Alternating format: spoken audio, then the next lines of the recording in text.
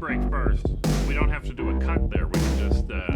Well, welcome to the coffee break. This is the Create Invent podcast, and we're going to take a coffee break right now. We're going to take it early because we're doing a live stream. In this segment, we'd like to give a shout out to our top five, or roughly top five patrons: Carl, Michael Sizer, Raptor, creatively spelled, Stuart Morrow, Brian Moses, and of course, Positive Waves.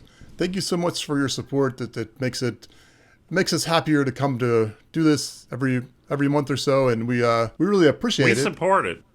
I appreciate it, Jeremy. They would go to patreon.com/createinvent, all one word. And Trudy would appreciate it. This is Trudy right here. You guys can't see her if you're on the radio. You know, if you guys want to give us a thumbs up or review or wherever you're listening or watching, we would always appreciate Jeremy, that. a review. I've never told anyone to do that. That's smart. Yeah, it would be good. Pat, are we going to do an official intro, or are we already past that? Yeah, let's do an official intro. All right. Pat, please. Me. Hello, everybody. Welcome to the Create Invent live stream podcast extravaganza. I'm Pat Regan. This is my co-host, Jeremy Cook, and we have a third co-host here today, is our new friend, little Trudy here. She's a cat. Oh, well, that's very nice. Well, she's probably going to bother me the whole time because I left the door open. Well, just for posterity, let's note that it is June 29th, 2023. But, since we're getting into things, first of all, I want to hear what you've been up to, Pat, and I think that probably involves a cat. Is that correct? Does. We got a cat, Jeremy. We got a new cat. Her name's Trudy, and she's starting to want to leave. So I'm just going to hold her up to the camera here for a second here. She looks a little grumpy now. Okay. Well, looking at her, she's got some stripes on her legs, and I don't know what kind of cat that is. I'm not really a cat. She is. Cats are boring. Most cats are domestic short hairs. Okay. And she's a domestic short hair, and she is a tabby. I think that brown and gray, I think they say. Yeah, I think but I'm that's not sure right. about that. Not like the cat we had on last week. Man, you remember that one? It was a Maine Coon cat that we saw. Oh, the Maine Coon. Heck yeah. Huge Maine Coon. Big, furry, fluffy boy. I think Wendell's cat. Yeah, that's right. It was, I think it was actually a small, I think I saw it on Tiger King or something. A fluffy bobcat. Yeah. But with a long tail. Yeah, no, it was a pretty cat, so good for that. Very. So, anyway, you've got a new cat, so that's good. And cool. Anything else? How'd you get the cat? How's he doing? Well, you've met my friend Alex. He's been on the podcast before. Alex Corville. Right. He called us up one night at like midnight and said, "We're in trouble. We found a cat." And the way the story went, his cat was making a ruckus. And then they went to check on how their cat was doing. And their cat was not making a ruckus. There was a cat outside. So they opened the front door, and little Trudy here, she just walked right in and laid down in the living room like it was her house. She was just happy to be there. You know, they took her to the vet to see if she had a chip, a microchip in her neck, and they posted on Nextdoor and Facebook and stuff, and nobody's claimed her. She had a collar on. It was like 2 sizes too small, so she grew a little bit since she had an owner. Well, that's interesting. So this cat then became your cat somehow. You just said, I guess you wanted a cat? Yeah, well, Alex's dog does not get along with cats, so they couldn't keep it. And what about Alex's snake? I don't think Alex's snake minds because it stays in an aquarium and it's got a lid. I don't think it would even know. But the snake terrifies me, even though it's only I don't know how long it is. Like but 3 feet, maybe?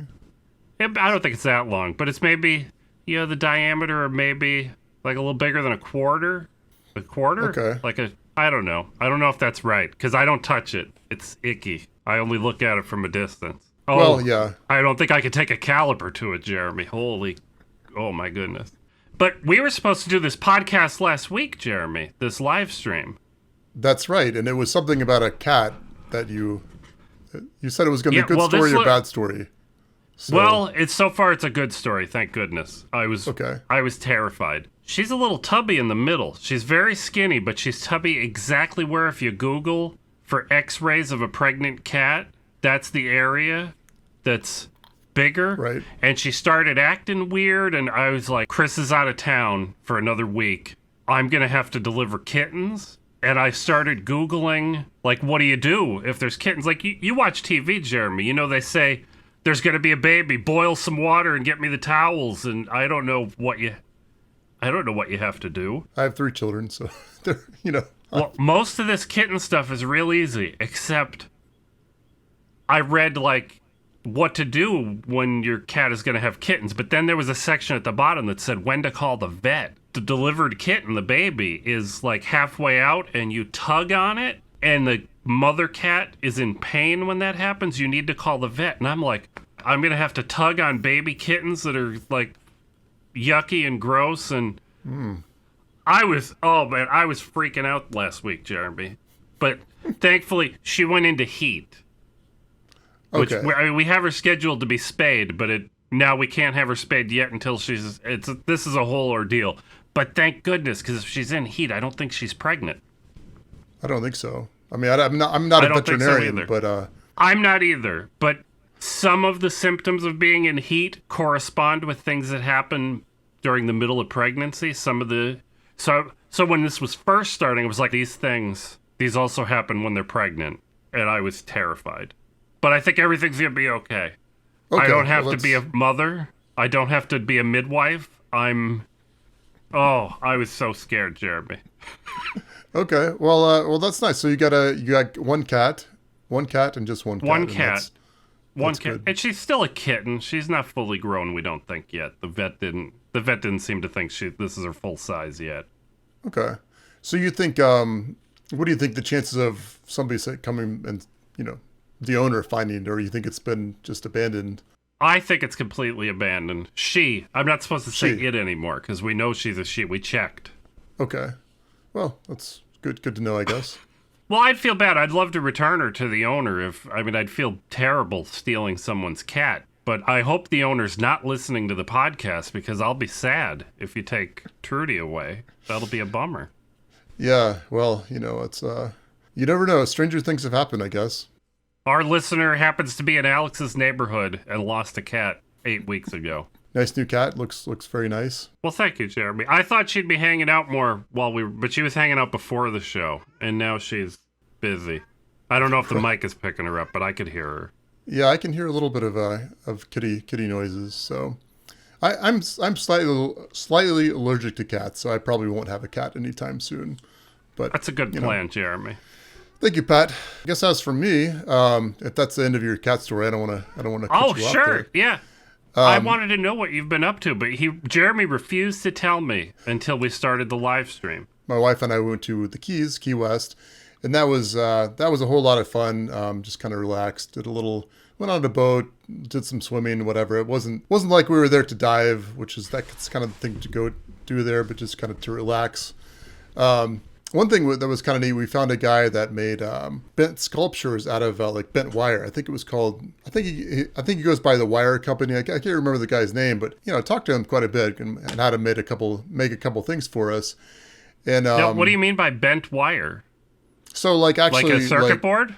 No, like not a circuit board. Like actually like wire, like brass wire or something. So we take these and take like a tool and just like bend it. And he could do pretty much like anything you asked for. I think we asked him to like do our names or something, or like, Keys, whatever, 20, whatever year it is, 2023.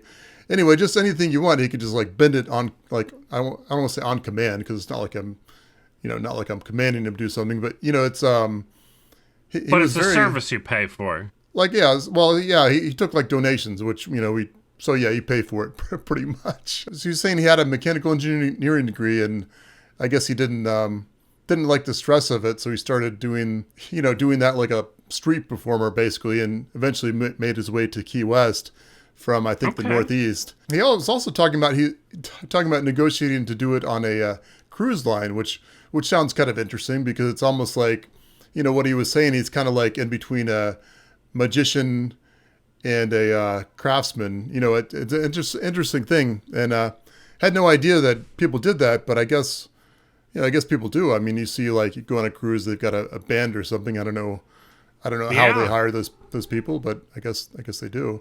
Probably with money. Probably they with probably negotiate with cash. Yeah. So we did that. That was a fun trip, and it's a fantastic drive down there because you go all over these. I think they call it the Overseas Highway. Although to be honest, it is a bit of a long drive from here. I mean, I think it takes 7 or 8 hours, and it's in the same state. Although Pat, you live in Texas, which I think could take that's a massive state. So I think the long road east to west is like pretty much a full 24 hours of driving. I've never done it. I've always stopped here at Dallas and not gone any farther. That's amazing. But you know what? I used to drive here from Pennsylvania. The state I hated driving through was Tennessee. Oh, yeah, because it's so long. It's so long. It's 2 time zones wide. I always miss the sign that says you're leaving the other time zone, so I never know what time it is. We stopped at a Cracker Barrel once, and I said to the waitress, I said, "What time zone is this?" And she was like, "I don't know what a time zone is." That's what she said. I've been driving all night. I wasn't smart enough to just ask her, "Well, ma'am, what time is it?" That would have been all I needed to know. That's true. But that's all you really it took need me. to know. I didn't realize that till we left. I was hungry and tired. Yeah. So yeah, that's what I've been up to. And then the weekend after that, we actually went to a family reunion that was in Atlanta, which isn't really where I'm from exactly, but long story, but it was in Atlanta. We went did a little rafting on Chattahoochee, which wasn't like whitewater rafting. It was very much like slow water rafting. Was this in the last few weeks? Yeah, so I guess 2 weekends ago we were in Atlanta. So that was, it was pretty fun. It was good time. So you did the opposite of what my wife did. Chris flew, she spent 2 weeks visiting her family in Georgia. She just got back a few days ago. She flew into Atlanta and drove to her brother's house. But then they drove down to Florida to a beach somewhere that I don't know where it was and spent a week there. Okay. She only took a week off of work. She worked from home from her brother's house for a week. And okay. Was it Destin by any chance? I don't know that name. Okay, well maybe not. So maybe not. I don't know. If she was here, she went to a dentist appointment, or I would yell out the door and find out. Well, good for her. It's good to take care of your teeth and cavities and such. So it's important. Did you drive to Atlanta? We did. So we did. What highway do you take to get up to Atlanta? Took 75, then 85 to get to Atlanta from where I live. So when I lived in Georgia, we weren't far from 75. Yeah, it's it doesn't mean anything to our audience. I'm sorry, audience, but I'm just connected with Jeremy a little bit more closely there. Yeah, I didn't stop this time, but the time before when he drove to South Carolina, actually, we stopped at a place called Buc-Ees. I guess you've heard of this, right, Pat? I've heard of Buc-Ees. I don't know if I've ever seen one. It's an amazing place. It's like I started doing the calculations in my head about it. I'm like, one of these stores is like a convenience store, like a rest stop sort of thing. They have to be making, not profit, but revenue. Probably just one of them has to be hundreds of millions of dollars a year because they're getting people in and out of there like maybe one car every 10 seconds. It's amazing. That's amazing. And they have, let's just say 50, maybe 100 gas pumps and then all this food and, souvenirs inside. And it's like, I don't know. It's the most amazing. It's amazing for what it is. I mean, they're supposed to be all over the place here in Texas. Yeah, maybe it's a Texas thing. I don't really know. There's one in Georgia, and it was fine. But yeah, when I do big long road trips like that, I always stop at all the big rest stops. Like what are they? Flying J, Loves. Yeah, something I guess else. so. There's a third one, but I don't know. I've never stopped at. There was never a Buc-Ees on my routes that I used to drive. Well, I thought what was interesting about that is they didn't have any sort of like benches or anything. They didn't have, because they had like quite a bit of food inside and pretty good food and fairly expensive, but it was good quality. Interesting. But they didn't have anywhere to like sit and eat. It was just pretty much like, I think you were encouraged to get there and leave as soon as possible. As soon as like those uncomfortable seats they used to have at McDonald's because they didn't want you to sit around hanging out Now I'm going to date myself because I'm going to say I don't want you sitting around hanging out smoking. But now it'd be using the free Wi-Fi, I imagine. Yeah, that's right. But well, there was a transition where I lived in South Carolina, and there were smoking sections in the restaurant. And I remember going to Florida and say, "Oh yeah, I'd like no smoking, please." And they, well, we don't have smoking sections here, which is nice. That being said, that's what we've been up to, just generally speaking. But I do hear you have some projects you've been working on, or at least one big thing. Is that correct, Pat? Well, I've been monkeying with 3D printing again lately here. I've been using a Prusa Mark III for 3 years now. But they've been selling this printer, this company Sovol, Sovol, from... Okay. They're a Chinese manufacturer. They've been doing a good job making a reputation for themselves. Yeah, there's a lot of Chinese 3D printer manufacturers, and they're all different degrees of generally not great. I mean, you get what you pay for. You're paying less, but you get what you pay for. But this it's not new anymore, but the Sovol SV06 is essentially, I don't want to say it's a clone of the Prusa Mark III, but if you look at them side by side, you can tell it's heavily inspired and has all of the same all the good features about the Prusa are part of that Sovol. And all my friends have been asking me which 3D printer to buy. I keep telling them you should look at this SV06.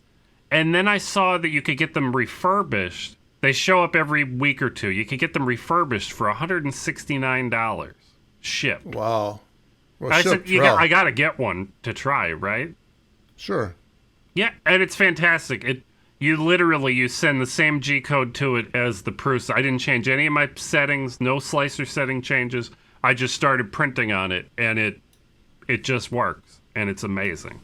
Really? Because I've got an Ender 3, which works pretty well, though, as you know, I had some issues with it, likely because of some filament, looking back on it. But, I wonder, it'd be kind of nice to have two printers, and for $169, that's not bad. That's what I said. And I got one, and now they have mine's the one that's a little over 200 millimeters square, the original one that's 169. They have the SV06 Plus that one of our friends in Discord and my neighbor have both bought an SV06 Plus, and that's a 300 millimeter by 300 millimeter print. But otherwise, it's pretty identical, and they've been having good luck. That's about $100 extra to get the huge bed on the SV06. But if it was me, I've got an Ender with 300 by 300 bed, so you might as well get you don't need another small big printer. One. Yeah, you're absolutely right. I'm tempted. I've been thinking about selling my Prusa. I checked on eBay. They're selling for a little over $500 plus $80 shipping. Like, completed listings are at that. And I could put an SV06 Plus here for $300. It's good enough that you would think about just trading in your Prusa? Yeah, absolutely. Really? Now, I've been trolling around on the forums, and a lot of people have... their customer support is terrible. If somebody gets a printer with a bad part, you're going to be lucky to get a response. But this $169 refurb printer is very equivalent to the $1,100 Prusa that I bought. Right? Really? Oh, yeah, absolutely. It's tough to do such a direct comparison because I paid the extra for the fully assembled Prusa. And you lift it, it comes in a huge box, you lift it out of the box and you hit print and it just works. The Sovol's in about 3 pieces, because it's folded down to pack flat. You have to put the Yeah. But it's not like the Prusa kit that's like $300 cheaper than my Prusa, where it's a box full of 300 parts that you have to, fully attach every piece to every other piece. It's much closer to the fully assembled Prusa is kind of what I'm implying. What are your thoughts about it being refurbished, though? Do you think that's just as good, or what's the benefit? You got to wonder why are people sending them back, right? And mine, I had some trouble loading. The problem I had with I had trouble loading filament. I really had to jam it in there, and there was some white filament already in the extruder. I'm betting that whoever returned mine couldn't figure out how to get filament loaded. Yeah, I think that's probably true. There's probably a lot of people that just don't know what they're doing and aren't willing to experiment and probably send them back. There are certainly But then there are probably other people that, are a little more advanced that probably send things back too for a little bit more legitimate reasons, I would guess. Well, supposedly they check them to make sure that they're... And it's only... I don't want to say only. I think you save 40% on their refurbished printers. So I paid $169, and I think the price is... what are you doing, Trudy? Come here. The price of a brand new SV06 is about $250 Okay. or $260. So it's not expensive new either. It's a pretty good value. So about like an Ender 3 new, roughly. Yeah. Okay. Well, now seems like I had heard something about Prusa maybe changing what they were going to do as far as their open source and some of their new stuff. And I got the impression that might be directly related to some of the clones, including perhaps the Sovol. What are your thoughts on that? Well, there are actual literal clones of the Prusa Mark III up on AliExpress. Like they look absolutely identical. There's nothing different about them. The Sovol, it's the same motion. It's like your Ender 3 uses the V wheels on the extrusions. The SV06 uses the same, what are they, the smooth rods with the linear bearings like the Prusas do. And it uses the induction probe for bed leveling just like the Prusa. But the Sovol, all the design files are open source. You could download, you could 3D print every part on here. I think there's the schematics for their PCB, I believe, are part of that, and all the software. It's all open source. Okay, so they've done things in a fairly upright manner, is what you're saying. Pretty much. Yeah. Okay, I would say so. So, well, that's interesting. Unlike the Prusa is all 3D printed parts. The Sovol, everything is a beautiful injection molded part. Right. Yeah. I mean, as much as we love 3D printed stuff, I mean, there's something to be said for not 3D printed stuff too. There is. And I know we're not going into every detail about this, but there's a bunch of words on my blog about this thing and about what I've been doing. I upgraded the firmware to use something called input shaping, and I'm printing benchies in 24 minutes instead of an hour and a half. Really? And they come out very clean. That's amazing. I wish I knew where to reach for one, but I can't. I can't see one here. Well, cool. So I guess bottom line, you got a new printer. When did you get the Sovol? When did you get that? Let's say 2 months ago. 2 months ago. And after working with it, you think it's almost, if not just as good as a Prusa? Is that yep? Is that accurate to say? Except it is loud, and your Ender 3 is probably equally as loud. Yeah, well, I've got it in the garage, so that's. The Prusa, I'm touching it with my hand right here. You can't see it, but it's right here. I could run this Prusa, and you would probably hardly ever notice on the podcast. That's how quiet this can be. But the Sovol, you turn it on, it's like running a vacuum cleaner in here, almost.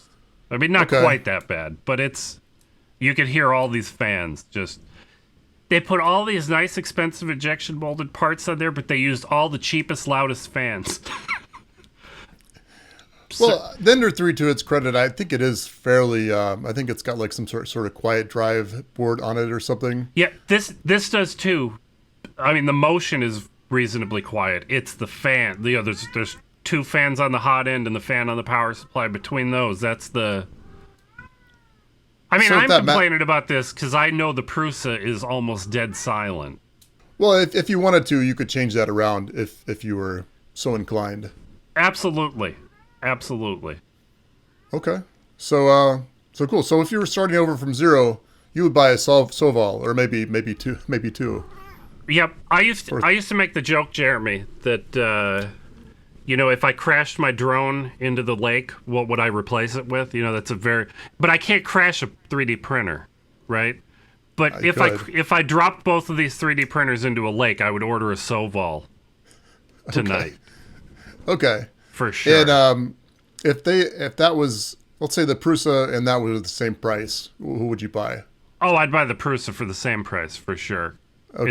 It's worth it to be a little bit quieter and a little bit Yeah. No, a little bit easier. And, that makes sense. Joseph Prusa's company has fantastic customer service. They have good quality checking.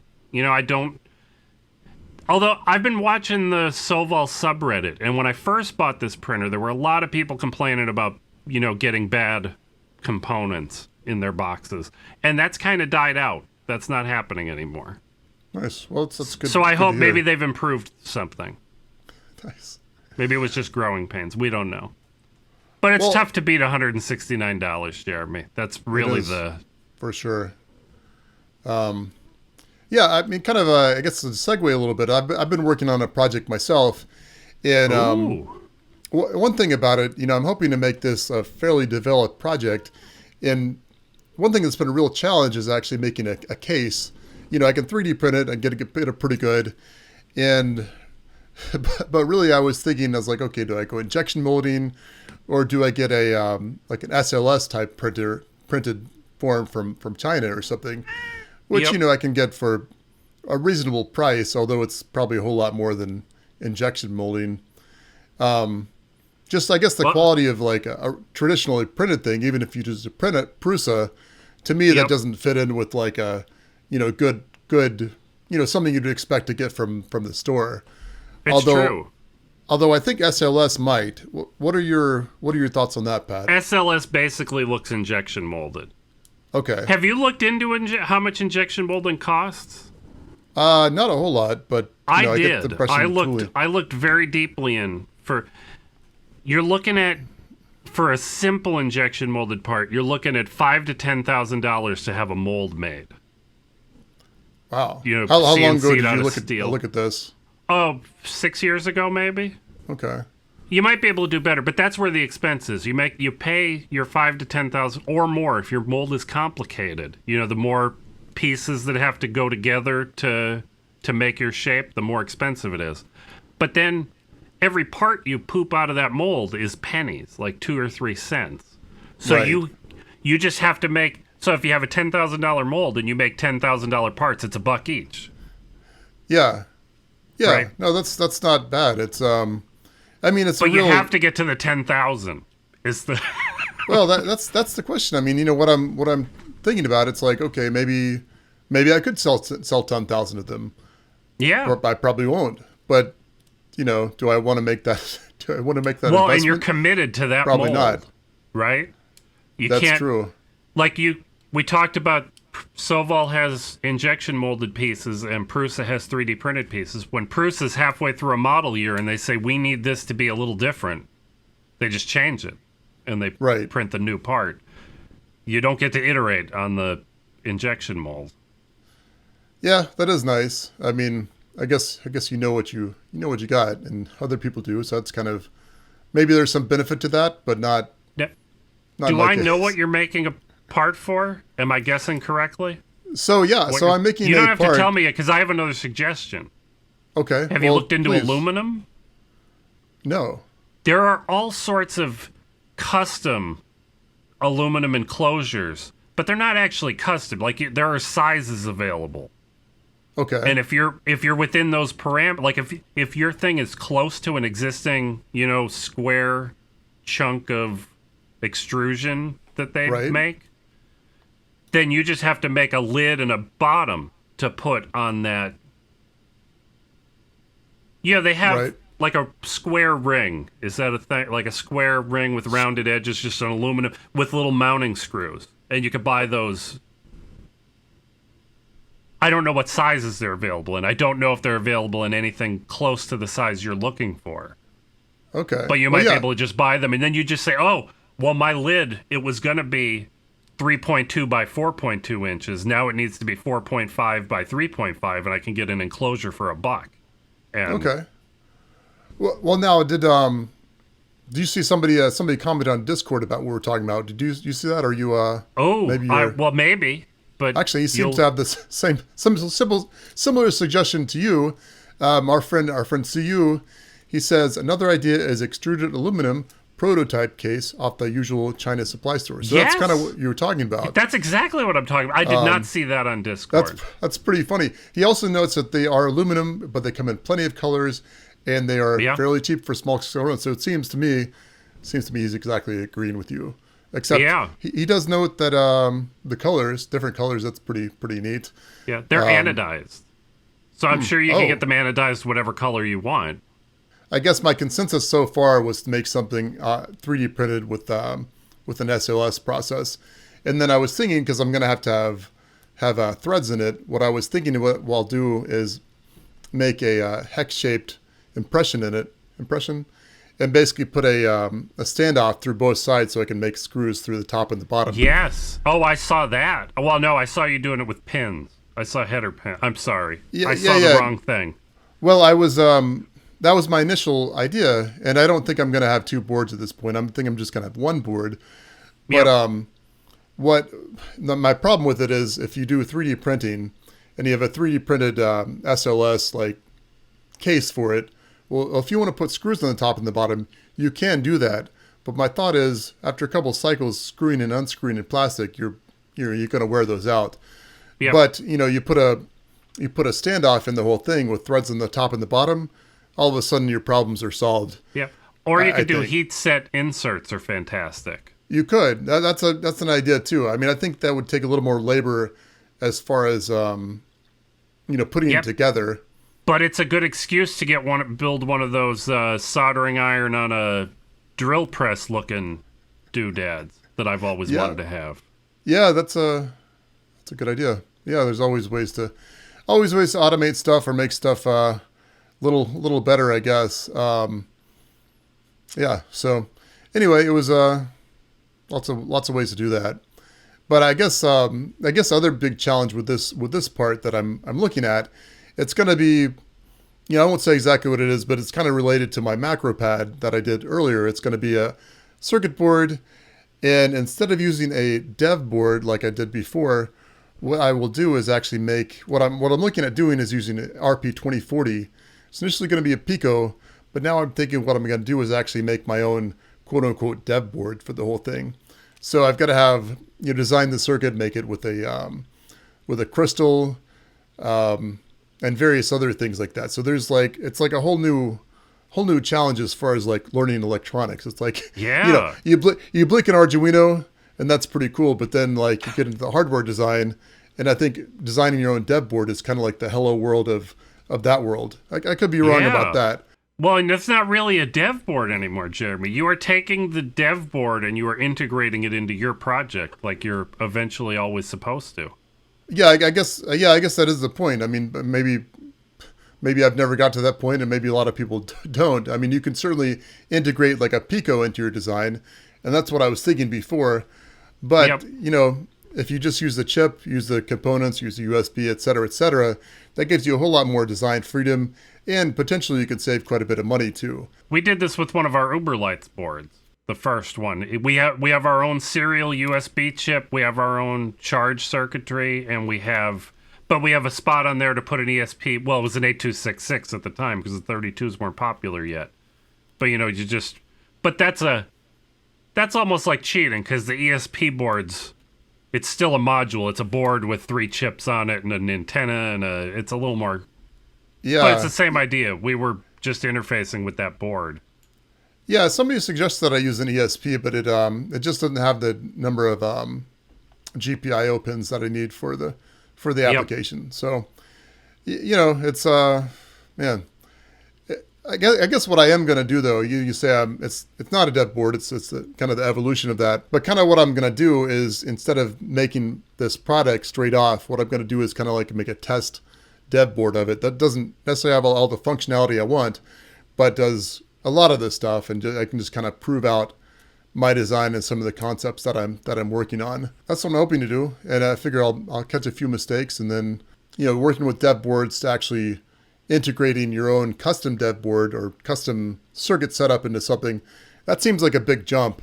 It seems like the right step in between is to make your viable test board to test out a few things and then kind of make that jump. Obviously, You could make the whole jump if you want to, but I don't know. I just feel like there's so much so much to it. I think it's a good thing to. Well, and it's take going to it- put you into a new position where you can execute ideas you couldn't have executed, a month ago. I mean, I think about, if I do this project and if I get it successfully done, I can, even my, I think my JC Pro macro too that I made with a Mega Pro micro board, I could perhaps do that with a Bear AT Mega, like Bear chip, just or a chip. even use a Raspberry Pi 2040 or something. I mean, Yeah. it's interesting all the possibilities it opens up. Yeah, it's also interesting how deep this world goes. It's like I've been learning about this for years. I mean, you might even say decades, I guess. But it's like, there's always that next step to get to. And it's like you just feel, I don't know about you, Pat, but I always feel like I'm like, wow, I'm such a beginner at everything. But somewhere in my mind, I know I've been learning about this for a long time. And this is not, even though it seems like, well, I just know the basics. I didn't know these basics. The well of knowledge here is very deep, Jeremy. You don't always have to dig all that deep before you become an expert. Instead of I being guess a that's beginner. true. I wouldn't You consider myself an know expert. how much deeper you can go. You could see it down there, but there's a lot behind you already. That's true.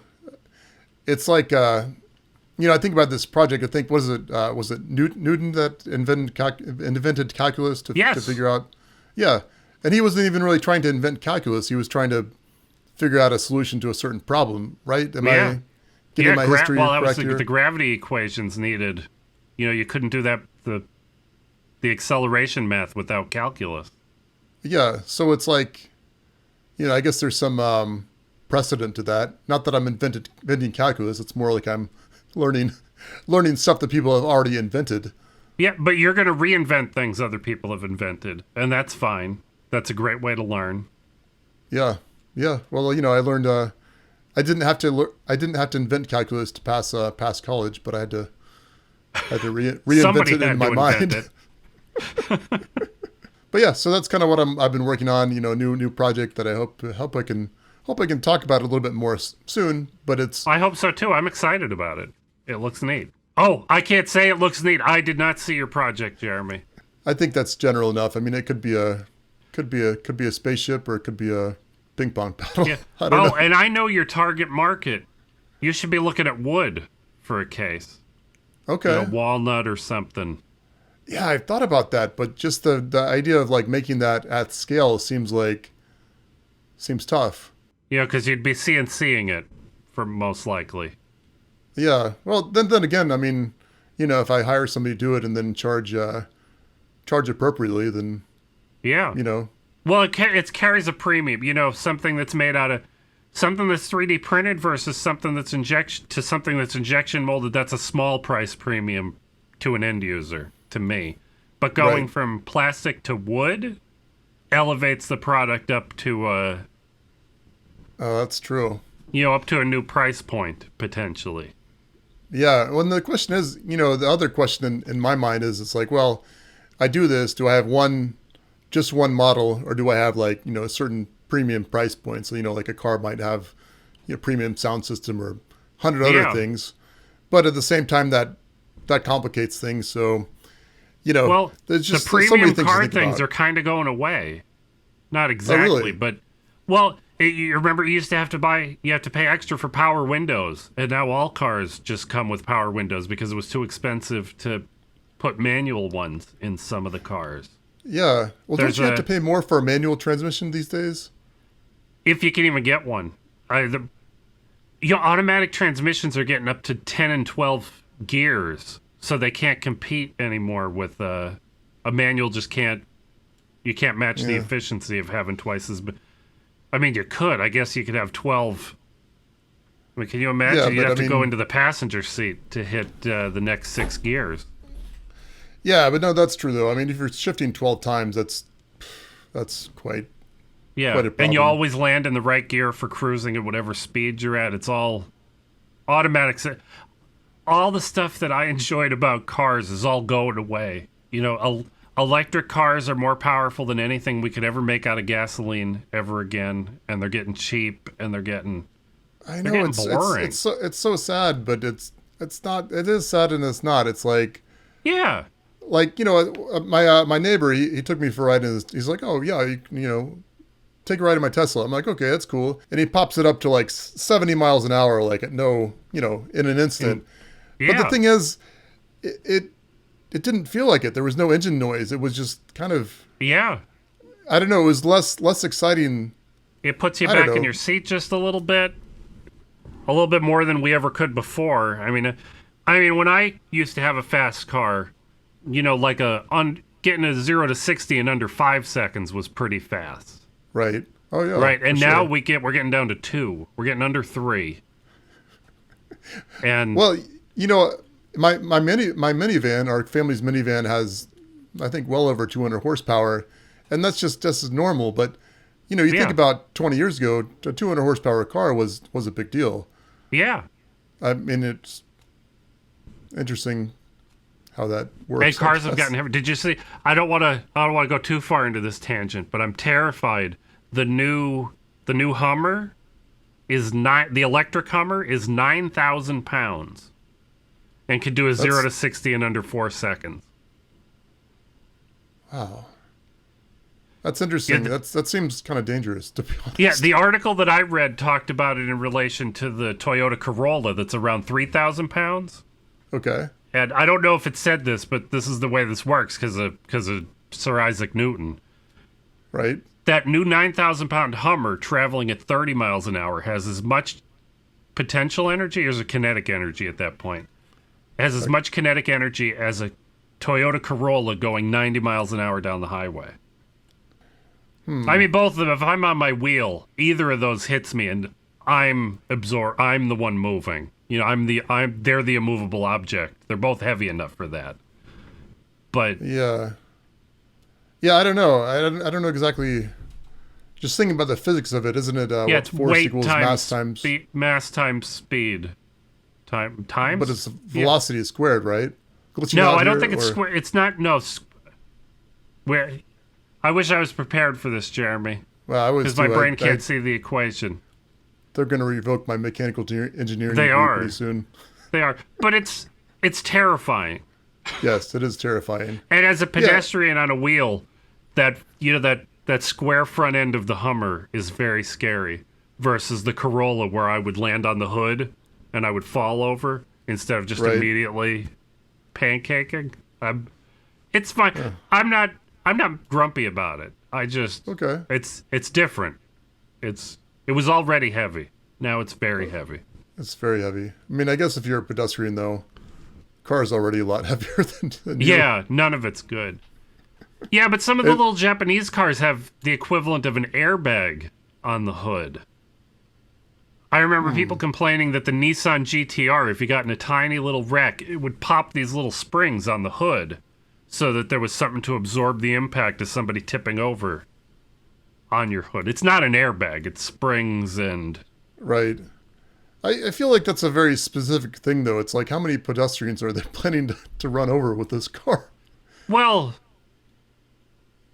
I don't have any of the data, Jeremy, but I've been paying attention to it ever since I started riding a wheel and trying to decide if I should ever be on the road. And Right. I don't have the data, I don't have a link, I don't have a source, but my understanding is that the pedestrians getting hit, the ratio of, injuries versus death has leaned way towards death as cars have been getting bigger, as we've been getting more SUV happy here in the US. But that makes sense. don't quote me on that. I don't know if that's, I don't know the I didn't study for this test, is kind of what I'm saying. Okay, well, let me just point out another little thing here, Pat. Sure. It's in another 10 years, every car is going to be an SUV. Not because they're all SUVs like Ford Broncos. It's because they're calling, like, I think they call the new Mustang an SUV. They're calling it. It's tall. Yeah, I guess so. But to me, that's a station wagon. Yeah, but a station wagon is still as short as a car. The new Mustang is taller. It's not as tall as our little baby SUV. I mean, we have a little SUV, a little Kia Sportage. It's basically a car that's just a little a little higher taller. up. My wife is short. She could see out a lot better. She can't see over the steering wheel in a Corolla. She's Okay. down here somewhere. You know, I bought an Acura TL many years ago. Bought it used in my wife and I and the guy's like, oh yeah, my wife's too small for this, or I don't remember, girlfriend, wife, whatever. And I'm like, I don't know. That seems like a kind of strange story. This is a small car, but then I met her and she was quite small. Yeah. So Chris sits on a pillow. We have a pillow that she puts on the driver's seat that she just put on the seat to drive to the dentist an hour ago. Well, she could put the pillow on her face, on her jaw when it's hurting later, right? We tried to teach her to drive my Miata, but if she got down low enough to be able to push the clutch in all the way, she couldn't see over the steering wheel. Wow. Well, how tall is she? She's 4'11" and a half. Okay. She likes to round that to 5 feet, but I'm not going to let her today. Yeah. Because Well, I think you round up for the half. Yeah. Half Well, inch. you can't if you can't reach the clutch. It's 4'11" and a half. If you could reach the clutch, I'd give you the extra half inch. The Miata's a tiny car, Jeremy. It's very small. Are you planning on going electric? Not anytime For a soon. car? Maybe. No. I would, like we talked about with the 3D printers, Jeremy, if we totaled the car today, oh, don't say that. What if it happens? But if we total the car today, I would shop for something electric tomorrow. If the prices were the same, if the prices in the used market were the same, I would think about electric. Because I think there's a lot of advantages. There's some disadvantages too. But I just don't feel like I could. I don't know. It's a hard question to answer, and I guess I feel like the state of automobiles is in a bit of a flux now. So what I'm planning to do is keep our 2 existing vehicles running for a while, and then see what happens. You know what I mean? Well, I haven't looked recently, but I know used car prices have been way up, way up. Well, they were last year. And I didn't hear that they came back down. Like, I'm terrified. Like, I know how cheap our little 100,000-mile Kia that we drive 40 miles a month. I know how cheap it was. And I know that it's not that cheap anymore. Well, I guess one vote for the electric vehicle. So I saw my cousin, last weekend because, had our family reunion, kind of tying that back to earlier. And he has he had like a first generation Tesla Model S, I believe. Mm-hmm. I'm talking to him and he says, yeah, I bought it used, whatever. And apparently the battery still had, still like something like 90% efficient still, 90% of the original charge. Can I reference a conversation I had last week at a restaurant and say that my friend is correct? Can we use him? Can I cite him as a source? My friend Mike told me that he looked at the data and I guess after like 500,000 or 600,000 miles, you should still have more than 80% of your range in a Tesla. I was shocked about how. Anyway, I was pleasantly surprised at how well they apparently hold up over a decade or whatever. So.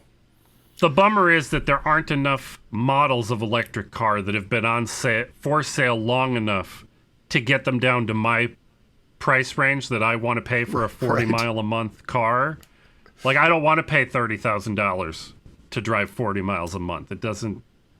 No, it doesn't feel. That. Yeah. Yeah. But we're getting there. I Googled one day and I said upcoming electric cars, and like Car and Driver had a list of 30 or 40 that are coming out over the next 12 to 24 months.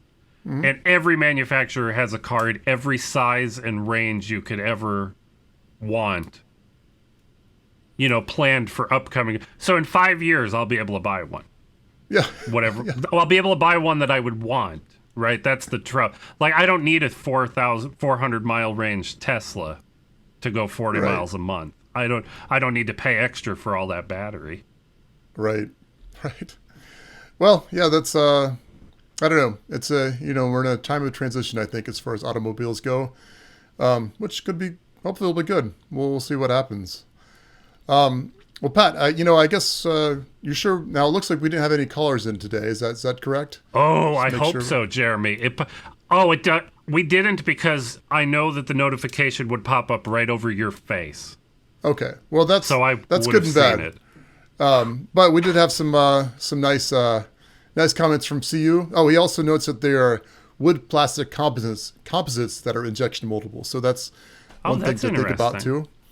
That's So interesting. thanks. And I missed. We had two messages in the live chat on YouTube, Okay. and I put that way over here where I can't see it. My neighbor Richard, who has a Sovol SV06 Plus over across the Right. street here, he told us there is a Buc-Ees in Anna, Texas, which is about 20 minutes north of here, Okay. Well, up the that's highway. it's good to know. And our friend James, that's Twisted Grim in Discord, Yeah, absolutely. he just said hiya. Hiya. So Hiya. yeah, Was it? yes, Yes. HIYA exclamation point. So it's Yeah. yeah. Yeah. I'm red belt in Taekwondo actually. I don't Are think you they say really? hiya. I am. Or Well, that's exciting. third grade Jeremy was a red belt. Whether I can claim that at this point or not, I don't know. But I do know how to count to like 4 or so and say thank you in broken Korean. So Nice. That's fantastic. yeah. Although I don't even want to say it because I think I'd butcher what I think it's supposed to be. I want to start mentioning something, Jeremy, that I Sure. realized when you were talking about what See You Diane said and all this fun stuff here. During our coffee breaks, we should make sure we call out the Discord server. We should. So yeah. But we could call that out now also.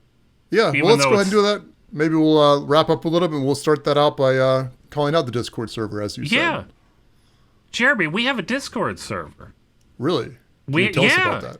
Well, Discord is a chat service. It has voice chat, but we never use the voice chat. The video game people use the voice chat. But it's like little text chat rooms with this. There's a space in there for network and server stuff. We have a space in there for 3D printing and CNC. We have a space in there for just, farting around and talking like me and Jeremy are. And a lot of the stuff that we've talked about on the show today, we've been talking about on the Discord server, and it's open to everyone. Do you Yeah. feel like we're inviting, Jeremy? Are we friendly? I don't know. We are. Well, we're inviting now, so come to it. We are. It's the Butterwhat Discord server. I'm never quite It sure is. how you're supposed to get into it though, because you have Well, to have I an can invite, tell you, right? I have a redirect to make it easy for somebody to say this with words right out of your mouth. If you go to your web browser and you type in butterwhat.com/discord, it will redirect you straight to the Butterwhat Discord server. Okay. And Discord that- has an you don't- app for your phone. It has an app on your computer. You can use the website. They make it real easy to get in there. Okay. And it doesn't awesome. cost anything. So butterwhat.com/discord. That's all you Yes. have to do. That's Okay, all you have awesome. to do. Well, yeah, that sounds And great. we would like to And- hear from you. You could come in. You can ask us questions, tell us things. You can tell us we're doing a bad job. You can like us on YouTube. We don't know. It's all good. Yeah. Well, I guess that being said, Pat, anything else you want to tell us about, or you want to tell us where we can find you? Well, I want to tell you. What? Can I tell you something that we can. missed in the coffee break? Would have been a good time for me to say this. Our friend Maker Mike Sizer has been doing a fantastic job with his YouTube shorts lately. Okay. Have you seen any of these?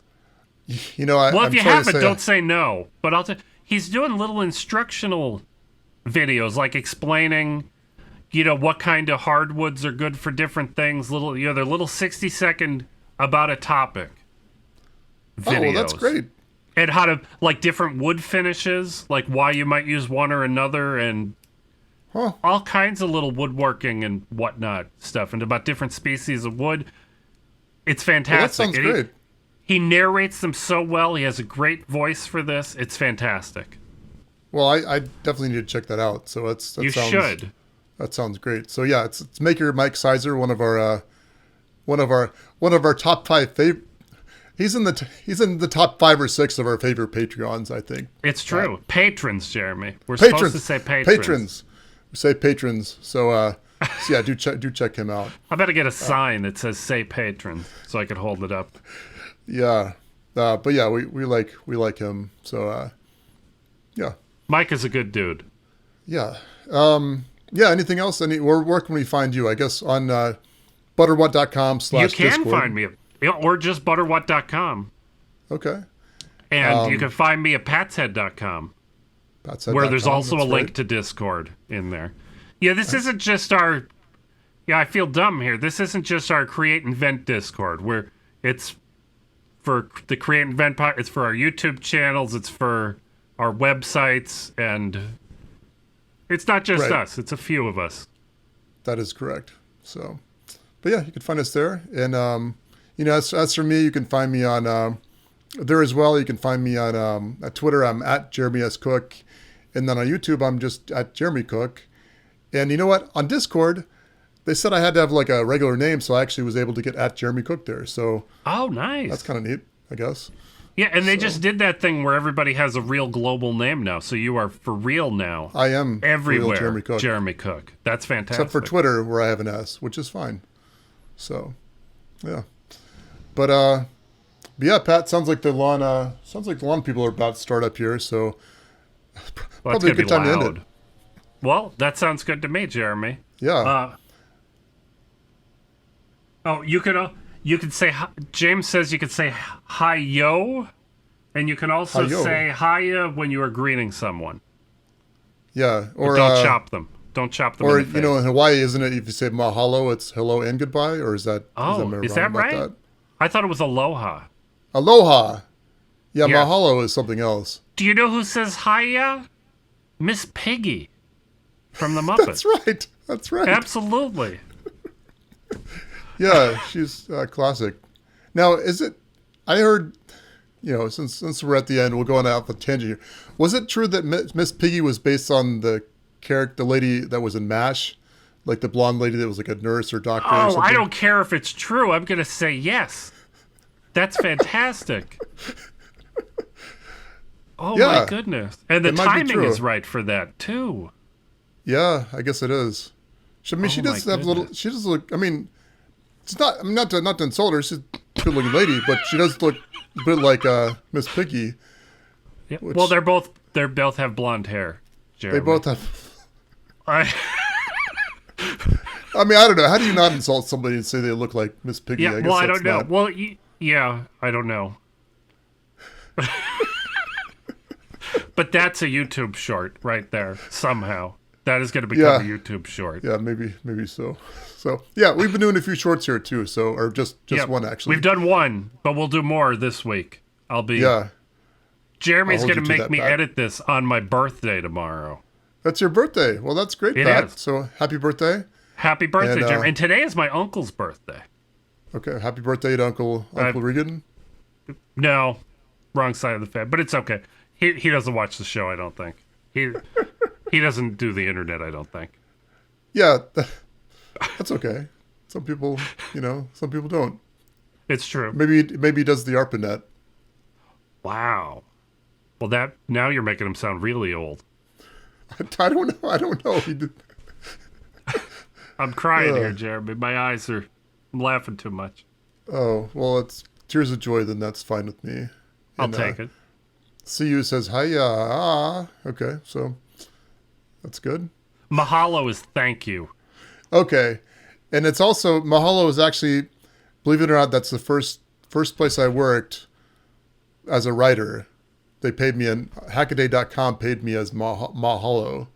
So that's, Jeremy, I was going to say, when you started that sentence, I thought aloha is goodbye and hello.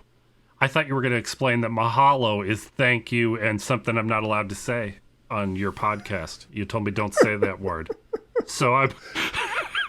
We'll leave that up to your imagination, what Pat meant by that.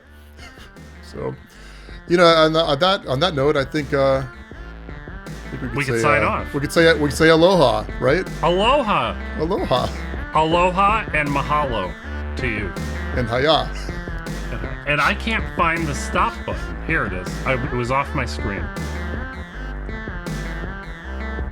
I have to stop all the places here, Jeremy.